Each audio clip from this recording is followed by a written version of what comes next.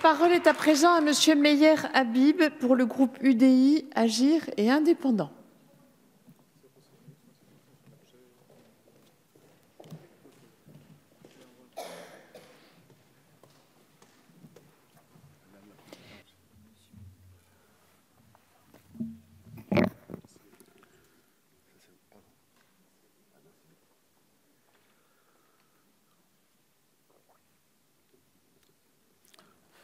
Madame la Présidente, Madame la Ministre, Madame la Rapporteure, Madame la Présidente de la Commission, mes chers collègues, la Caisse a été rappelée, beaucoup de choses que je vais dire a été rappelée, mais j'ai voulu laisser ma place, j'étais premier de parole à mon collègue Jean-Pierre Door, qui a 150 km à faire, donc je vais rappeler certaines choses qui ont été dites, mais pour une fois qu'on a une loi à peu près consensuelle, c'est un plaisir de la défendre. Je regrette d'ailleurs que notre collègue ne la vote pas. La Caisse des Français de l'étranger a été créée par la loi du 13 juillet 1984 à l'initiative des sénateurs. À l'époque, vous savez qu'il n'y avait pas de députés qui représentaient les Français de l'étranger jusqu'à 2012. Et en particulier à notre collègue Jean-Pierre Candegris, président du conseil d'administration depuis sa création jusqu'à 2015. Elle a été conçue comme le prolongement de la sécurité sociale française pour des personnes habitant à l'étranger, effectuant une partie de leur carrière hors des frontières, le plus souvent dans le cadre de contrats d'expatriation avec une prise en charge de la protection sociale par l'entreprise et un retour en général qui était programmé en France. Depuis le renouvellement de son conseil d'administration en 2015, c'est l'excellent Alain-Pierre Mignon qui précise sa destinée avec dynamisme et talent.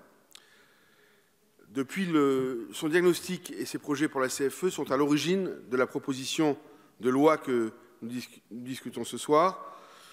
Ça a été rappelé, on dénombre 1,8 million de Français inscrits sur les listes électorales, mais en réalité, on estime à près de 3 millions le nombre de Français qui font briller la France à l'étranger. Parmi eux, à peine 200 000 sont adhérents à la Caisse des Français de l'étranger, soit en réalité même pas 8%. Et forcément, la CFE accuse un problème d'attractivité. Le nombre d'adhérents décroît année après année depuis 2014 et évidemment le taux d'adhésion est très faible, en particulier parmi les jeunes. Vous le rappeliez, je crois, Madame la rapporteure tout à l'heure. À ce constat s'ajoutent des mutations importantes dans le profil des expatriés ainsi que dans leurs conditions d'expatriation. Le profil classique de l'expatrié change. C'est pas pareil d'être expatrié d'un grand groupe ou d'une administration. C'est bien minoritaire par rapport aujourd'hui aux retraités, aux étudiants, aux employés des entreprises, etc. Le modèle économique actuel de la CFE ne correspond donc plus aux attentes des Français de l'étranger en tant que député des Français de l'étranger, le plus vieux, en tout cas par l'ancienneté dans ce Parlement des députés des Français de l'étranger, je vous le confirme. Ces derniers recherchent d'abord une couverture pour les soins lors de leur séjour temporaire fréquent en France, ainsi évidemment qu'une couverture complémentaire en cas de soins, voire d'hospitalisation dans l'état de résidence. Ce diagnostic pessimiste appelait à une réaction vigoureuse. En effet, l'équilibre à terme de la Caisse était évidemment menacé. Il était urgent d'adapter, d'actualiser le modèle économique. Cette réflexion a conduit à envisager des mesures nouvelles qui justifient les évolutions législatives dont nous débattons aujourd'hui. Et cette loi donc, a été déposée le 12 mai 2017, sous la précédente législature par le sénateur Lecomte. Et elle est le fruit d'un travail minutieux au Sénat, réalisé en concertation avec la direction de la CFE elle-même. Ça a été rappelé, elle poursuit deux objectifs fondamentaux qui reprennent le diagnostic évoqué plus haut. Premier volet, rénover l'offre tarifaire de la Caisse des Français de l'étranger. Deuxième volet, une refonte des modalités de la prise en charge des frais des affiliés de la Caisse en affichant désormais des garanties claires et en permettant la prise en charge en tiers payant des frais hospitaliers. Face au déficit d'attractivité dont souffre la CFE, un des objectifs affichés du présent texte est d'accroître évidemment le nombre d'adhérents à la Caisse pour justement mieux mutualiser son financement et renforcer le lien entre nos compatriotes résidant à l'étranger et leur pays d'origine, la France. Cette proposition de loi envisage de déléguer à la CFE la possibilité d'adapter l'offre tarifaire et les garanties en fonction de l'évolution des besoins de nos compatriotes expatriés. Cette réforme est un acte de confiance envers le conseil d'administration de la Caisse qui a été associé à l'ensemble des étapes lors de sa conception. La Caisse a en effet souhaité lancer une réforme des cotisations selon une logique tarifaire assise sur l'âge et la composition de la famille de l'assuré. Cette réforme globale rendant à la fois plus simple et beaucoup plus lisible le dispositif tarifaire qui sera arrêté par le conseil d'administration de la CFE se substituera au dispositif actuel qui comptait 600, ça a été rappelé par un de nos collègues, 600 tarifs possibles, imaginez-vous. Le produit Jeune Expat Santé lancé en juin 2017 constitue une première étape très réussie de cette ambitieuse réforme.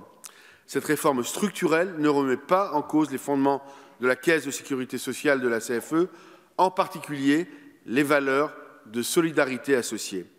Ainsi, le dispositif de catégorie aidée, qui permet la prise en charge par le budget d'action sociale de la Caisse d'une partie des cotisations pour les Français de l'étranger les plus modestes, sera renforcé dans le cadre de cette réforme et c'est très important. La Caisse souhaite également mieux définir les garanties qu'elle offre à ses clients et assurer un plus large accès en tiers payant dans un nombre beaucoup plus important d'établissements de soins. Elle a dans cette optique lancé une expérimentation en Asie, en Afrique et en Israël. Il s'agit de la prise en charge en tiers payant des frais hospitaliers à hauteur d'un taux tarifaire en lien avec un partenaire disposant d'un réseau de soins. Avec cette réforme, la Caisse pourra désormais adapter les règles de prise en charge des soins pour les rendre plus lisibles, plus simples, pour gérer un meilleur service sans s'écarter des tarifs pratiqués en France pour des soins analogues. En effet, il n'est pas question pour la CFE de sortir de son rôle de caisse de sécurité sociale de base, ça a été rappelé par beaucoup de mes collègues précédemment. En revanche, la loi lui permettra de conclure des partenariats avec des assureurs complémentaires pour offrir à ses clients une prise en charge complète des soins qu'ils engagent. C'était l'une des grandes difficultés actuelles à laquelle était confrontée la CFE, en renvoyant ses assurés à un assureur complémentaire pour leur garantir cette prise en charge à 100%. Elle courait le risque, dans un contexte concurrentiel très important, de perdre, et c'est ce qui s'est passé de facto, des clients. Cela fragilisait encore davantage son équilibre financier, évidemment. Le premier chapitre de cette PPL, dont les dispositions ont été regroupées au Sénat, ouvre également la possibilité aux ressortissants européens de s'inscrire, et c'est important, à une offre de la CFE, en conformité avec nos engagements communautaires. En l'état, en effet, le cadre juridique autorise la CFE à accepter l'affiliation des ressortissants français au mépris du principe de non-discrimination entre citoyens de l'Union européenne, de l'espace économique européen et de la Suisse. Cette situation a d'ailleurs conduit à la condamnation de la CFE par la Cour de cassation, vous le savez. En l'absence de texte clair, la Caisse accepte aujourd'hui ces personnes de fait lorsqu'elles sollicitent leur adhésion.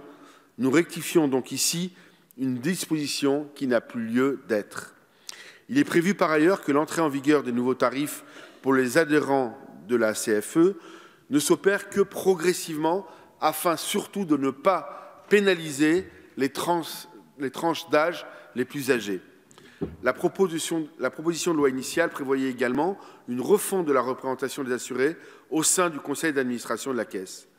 Alors qu'une réflexion est en cours sur une évolution de la représentation des Français établis hors de France, il a paru sage à nos collègues sénateurs de différer la réforme prévue.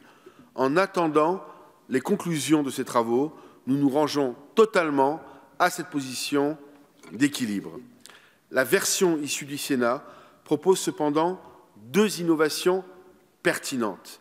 La première, il donne des pouvoirs accrus au conseil d'administration de la CFE, en particulier en matière de fraude. Et la seconde, il inscrit dans la loi le principe d'une représentation paritaire au conseil d'administration à laquelle nous sommes évidemment, bien sûr, très favorables. Sans la moindre hésitation, le groupe que je représente, UDI, Agir et Indépendants, et le député des Français de l'étranger que je suis accueille très favorablement. Il félicite la rapporteure pour son travail. Ça permettra de progresser très positivement dans l'adaptation de la CFE aux réalités socio-économiques des Français de l'étranger en 2018. Et vous l'avez compris, nous voterons en sa faveur sans proposer d'amendement complémentaire pour favoriser une adoption et une entrée en vigueur dans les meilleurs délais. Et je vous remercie de votre attention. Merci, monsieur le député. La parole